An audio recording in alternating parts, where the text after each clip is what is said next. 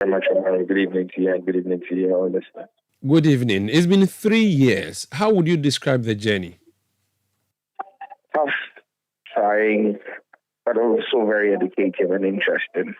It's been a difficult one navigating all the hurdles that have been put in our way. But at times it looked as though the bill would not move. There had been no movement for 6 months at a stretch. And then all of a sudden it picks up speed again and you need to stay on point. And it's been a challenging mental exercise.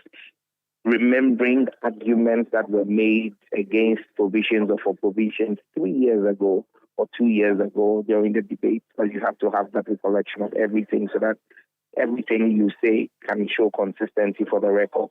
So it's been a good one.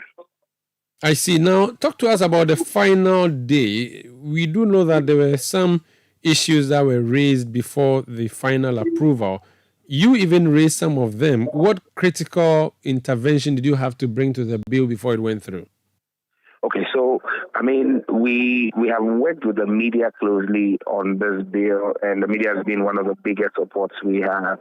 But what we've tried to do is to deal with any misconceptions and any tweaks that are put to the bill. One of the major tweaks that we see that the opponents to the bill have been putting out is that even editorial policies of the media are being curtailed and that we're going back to criminal libel. There is nothing further away from the truth.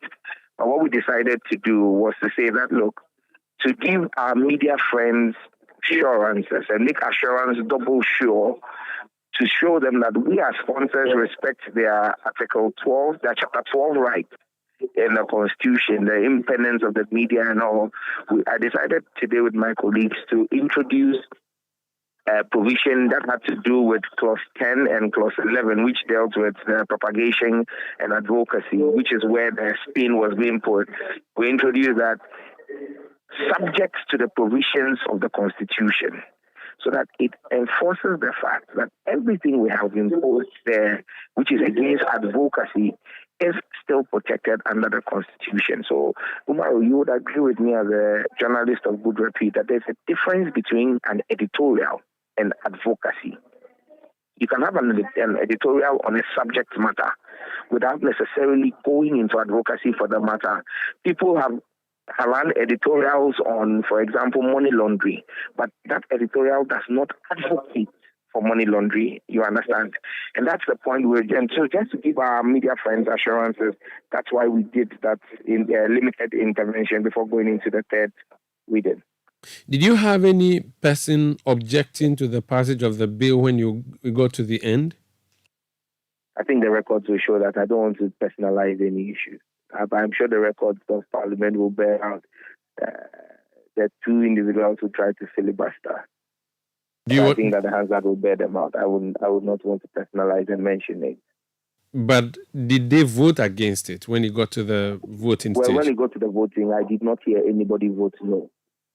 What do you say to people who observe the publication and say this bill that you have led is a bill that will lead Ghana 100 years back? And this is a point that would be made by a number of pro-LGBTQI advocates who have insisted that this bill is totally unnecessary and that we are going down the Ugandan way, which is not forward-looking. What do you say to that? It's a very myopic and unintelligent position for anybody to hold. If you look at the EIU report for third world countries or developing economies, the EIU report for 2024, Uganda is actually rated ahead of Ghana as the sixth fastest growing economy. Uganda, the sixth fastest growing African economy in 2024. Nigeria has passed a similar legislation as far back as 2015. What has happened to Nigeria's economy? So that spin is, like I said, is unacademic and uninformed. Look, America is currently passing legislation to curtail and curb the spread of LGBTQ. So is America going backwards for 100 years? The state of Tennessee, 2 days ago, passed legislation banning the display of LGBTQ flags in public schools and public spaces. The state of Tennessee. This year, in 2023, the Department of Defense banned the holding of any transgender activities during Pride Month on any U.S. military base. The state of Texas has had issues has bans placed on transgender shows for persons under the age of 18. So, that argument is not backed by the fact, because in the US, in the EU, they are walking back. Italy is passing legislation walking back the scourge of LGBTQ. Poland, a major member of NATO, and a major member of the European Union, Hungary, are all walking back LGBTQ legislation. So, are they saying that those countries are going back? Like I said, it's an uninformed and uneducated position to hold. What about the human right angle, that these are people who have the right to be whatever they want, and this is what they decide that they want? You are criminalizing something that they want. You are criminalizing their desires. What do you say to that? Well, rights are true by virtue of they being conferred.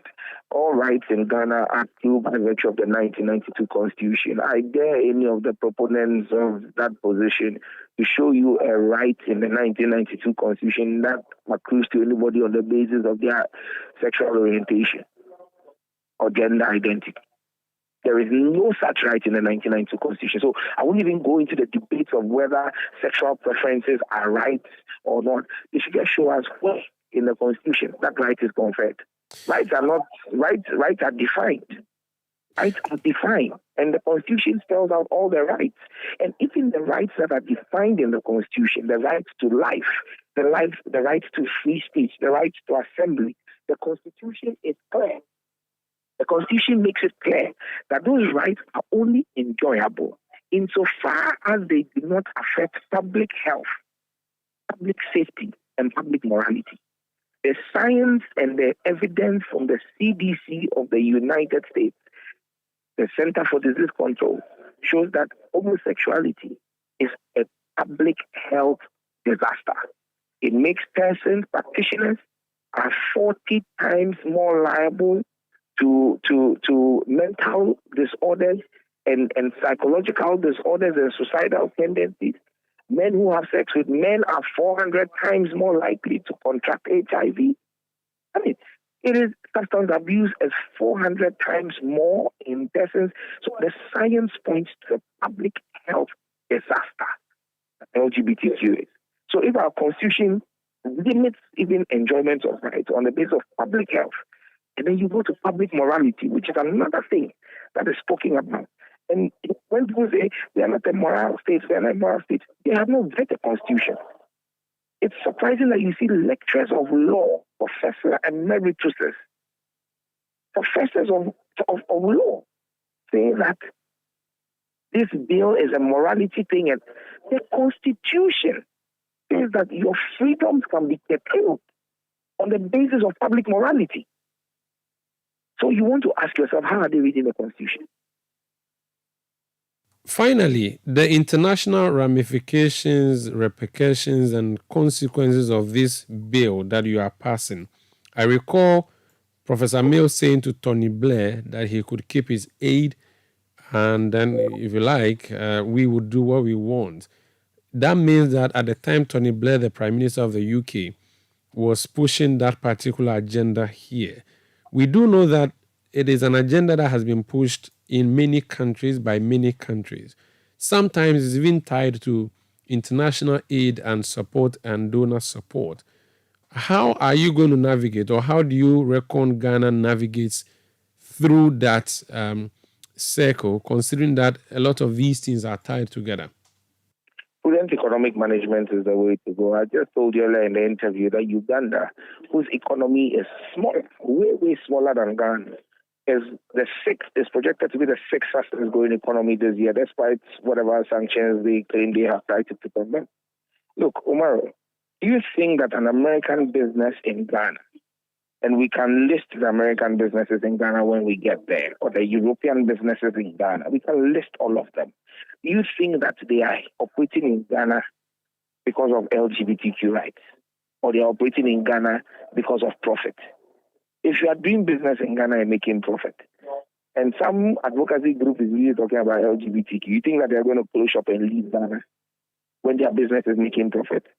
Did they come to Ghana because of homosexuality, or did they come here? Is their business promotion of homosexuality, or their business is selling or importing or exporting products and making good profit? Ghana is a profitable market. They will stay here.